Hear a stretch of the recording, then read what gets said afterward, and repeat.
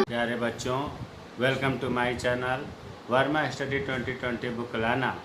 प्यारे बच्चों, मैं ज्योग्राफी क्लास 12th का हिंदी में फुल कोर्स कराऊंगा। अगर आप फुल कोर्स करना चाहते हैं तो मेरे चैनल को सब्सक्राइब कीजिए और बेल आइकन को प्रेस करना न भूलें, ताकि अगर हम वीडियो अपलोड करूं तो आप लोगों को नोटिफिकेशन सबसे पहले पहुंचे। 8वां पार्ट चल रहा था भूगोल में परिवहन एवं संचार। इसमें चल रहा था आंतरिक जल परिवहन। नदियां हो गया था, नहरें। आज नहरें आपको पता है कि आंतरिक जल परिवहन दो प्रकार का होता है, नदियां एवं नहरें। तो नहरें के बारे में दो मुख्य नहर है, स्वेज नहर और पनामा नहर। आज हम लोग पढ़ेंगे स्वेज नहर के बारे में। देखो बच्चों, जाने अनजाने में स्वेज नहर में छोटे या लॉन्ग क्वेश्चन बहुत पूछे जाता है, इसलिए स्वेज नहर आज आपको पूरा क्लियर हो जाएगा। थोड़ा सा आप ध्यान देंगे तो स्वेज नहर की विशेषता और महत्व। ये चित्र है, चित्र में देखो, चित्र पहले देख लें, उसके बाद विशेषता पर चलेंगे। देखो, आपको पता है कि हमेशा सामने उत्तर होता है, नॉर्थ, साउथ, ईस्ट, वेस्ट। इसका मतलब कि इस चित्र को जो स्वेज नहर है उत्तर और दक्षिण दिशा में है। ये चीज़ क्लियर हो गया। जो उत्तरी सिरा पर है बंदरगाह, उसको कहते हैं पोर्ट सईद। बंदरगाह की अंग्रेजी पोर्ट है, इसलिए पोर्ट सईद कहा जाता है। और जो दक्षिणी सिरे पर है बंदरगाह, उसे हम पोर्ट स्वेज कहते हैं। पोर्ट स्वेज और पोर्ट सईद। पोर्ट सईद जो है उत्तरी सिरे पर है, पोर्ट स्वेज दक्षिणी सिरे पर है।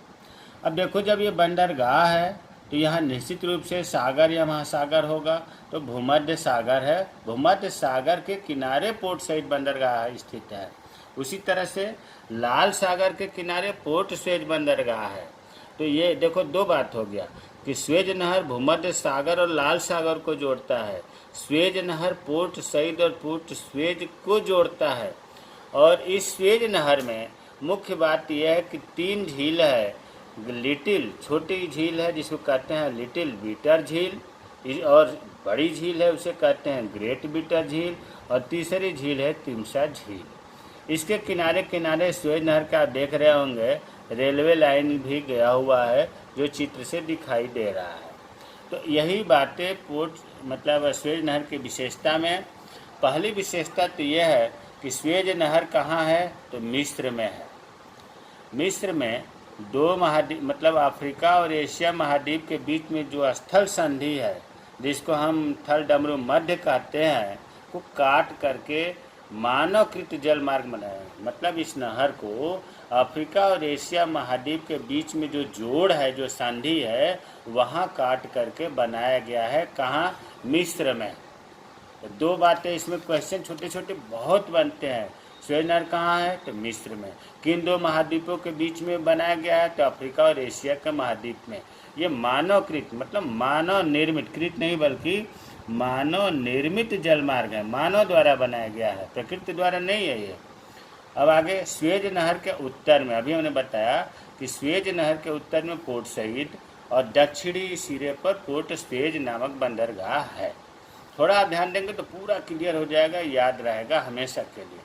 अब देखो, स्वेज नहर का निर्माण 1859 से 1869 में, इंग्लिश में कहें तो 1859 से 1869, पूरे 10 वर्ष लगे हैं इस स्वेज नहर को निर्माण करने में, अर्थात 1869 में पूरा हो गया। अब देखो, इसको बनाने वाला जो व्यक्ति था, फ्रांस का रहने वाला एक इंजीनियर था, जिसको हम कहते हैं फ्रांसीसी इंजीनियर। उसका नाम था फर्डिनेंड डी लिसेप्स। नाम कठिन है थोड़ा सा, वैसे भी विदेशियों के नाम कठिन होते हैं। फर्डिनेंड डी लिसेप्स नामक फ्रांसीसी इंजीनियर की देखरेख में इस स्वेज नहर का निर्माण हुआ। और कितने साल में पूरा हुआ, तो 10 वर्ष में, 1859 से 1869 में। इस नहर की, स्वेज नहर की लंबाई जो है 160 किलोमीटर है, और चौड़ाई कितनी है, 60 मीटर है। गहराई 11 से 15 किलोमीटर है। देखो, प्रत्येक क्वेश्चन जो है, प्रत्येक पॉइंट एक अपने आप में क्वेश्चन छोटा सा बन रहा है। स्वेज नहर की लंबाई कितना बताया, 160 किलोमीटर, चौड़ाई 60 मीटर और गहराई 11 से 15 किलोमीटर, चौड़ाई मीटर में है, ध्यान देना। इस नहर के मार्ग में 3 झील है, अभी हमने बताया कि लिटिल बीटर झील, ग्रेट बीटर झील, तिमसा झील। इस नहर में प्रतिदिन लगभग 100 जलयान, इस स्वेज नहर में 2 प्रकार की नहरें हैं, पनामा नहर, स्वेज नहर। अभी हम स्वेज नहर के बारे में पढ़ रहे हैं। इस नहर में डेली लगभग 100 जहाज, जलयान, पानी वाले जो समुद्र नहरों में चलते हैं उन्हें जलयान कहते हैं, तो 100 जलयान आते जाते हैं। उन्हें इस नहर को पार करने में 10 से 12 घंटे का समय लगता है। स्वेज नहर को पोर्ट स्वेज से पोर्ट सईद तक पहुंचने में कितने टाइम लगते हैं, 10 से 12 घंटे का। अगला विशेषता है, इस नहर पर मिस्र की सरकार का स्वामित्व है, मिस्र देश में है, इसलिए इस नहर पर मिस्र की सरकार का मालिकाना हक है। यहाँ बता दें, पहले एक नहर कंपनी थी जिसका इस पर एक अधिकार था, उसमें ब्रिटेन और फ्रांस का शेयर ज़्यादा था। मतलब उस नहर कंपनी का जो शेयर था ब्रिटेन का और फ्रांस का था, मतलब ब्रिटेन और फ्रांस का स्वामित्व था इस पर, लेकिन बाद में जो है मिस्र सरकार ने इसका राष्ट्रीयकरण करके अपने निजी मतलब अंडर में ले लिया। अगला है, यह नहर पूरी की पूरी मतलब संपूर्ण समुद्र की सतह पर ही बनी हुई है। समुद्र का जो तल है उसी की सतह पर स्वेज नहर बना हुआ है। देखो, पनामा नहर की तरह इसमें द्वार नहीं है। पनामा नहर में द्वार होते हैं, बीच बीच में फाटक लगे होते हैं, बांध लगे होते हैं, तो वो चीज़ इसमें नहीं है। नहर की चौड़ाई कम है, कितनी चौड़ाई थी, मात्र 60 मीटर, इसलिए इसमें 2 जहाज या 2 जलयान एक साथ नहीं चल सकते। स्वेज नहर की एक विशेषता है कि इसमें एक जहाज जो है एक इधर से जाएगा एक उधर से आएगा, ऐसा नहीं हो सकता, क्योंकि इसकी चौड़ाई कम है, दोनों टकरा जाएंगे। तो फिर होता कैसे है, बीच में जो उनके रुकने का बना हुआ है वहाँ एक रुका होगा, इधर से आगे निकलेगा तब वहाँ से आगे बढ़ेगा। ये आपको कम से कम 7-8-10 पॉइंट जो है स्वेज नहर की विशेषता बताया गया, जो बहुत ही महत्वपूर्ण है। रेखा चित्र या चित्र की सहायता से विशेषता और महत्व के बारे में जानकारी होनी चाहिए। अब देखो, महत्व मेन जो महत्व है इसका 2 है, हमने बताया है। इस मार्ग द्वारा यूरोप के देशों से, क्या हमने बताया, यूरोप के देशों से तैयार माल एशिया के देशों को भेजा जाता है। इसमें यूरोप और एशिया 2 चीज़ आपको याद रखना है।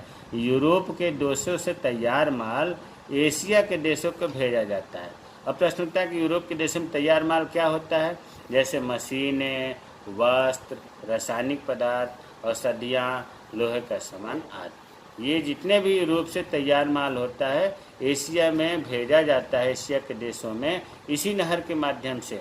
और उधर एशिया के देशों में जो कच्चा माल तैयार होता है यूरोप के देशों में इसी मार्ग से भेजा जाता है।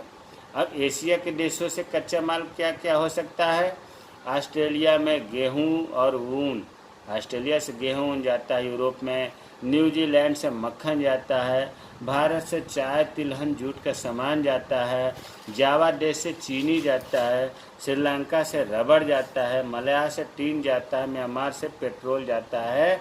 मतलब ये जो एशियाई देशों में, एशिया के देशों में जो कच्चा माल है यूरोप के देशों में इसी स्वेज नहर के मार्ग से जाता है, और स्वेज नहर के मार्ग से ही यूरोप में जो माल तैयार होता है एशिया के देशों में आता है।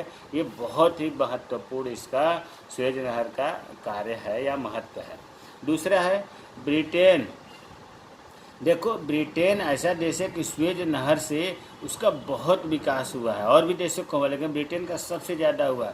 पहले विशेषता तो ये हो गई, महत्व हो गया कि ब्रिटेन से भारत के मार्ग में 7,500 किलोमीटर की कमी हो गई। ब्रिटेन को लोग जब भारत आते थे पहले, तो उनको जब स्वेज नहर नहीं था तो 7500 किलोमीटर ज़्यादा दूरी तय करनी पड़ती थी, और स्वेज नहर के माध्यम से 7500 किलोमीटर की दूरी बच गई। फिर ब्रिटेन से ऑस्ट्रेलिया जो लोग पहले जाते थे उनको 1700 किलोमीटर अधिक जाना पड़ता था, 1700 किलोमीटर की दूरी बच गई। ब्रिटेन से चीन व जापान के मार्ग में 6000 किलोमीटर की बचत हो गई। अरे भाई, जब इतनी दूरी कम हो गई तो विभिन्न देशों के बीच में व्यापार बहुत होने लगा। व्यापार से बड़ी ब्रिटेन का बहुत विकास हुआ। इसलिए तो ब्रिटेन जो है, ब्रिटेन देश को स्वेज नहर की रीढ़ की हड्डी कहा जाता है। तो ये आपका स्वेज नहर का महत्व हुआ। स्वेज नहर आपको समझ में आ गया होगा। जय हिंद, जय भारत।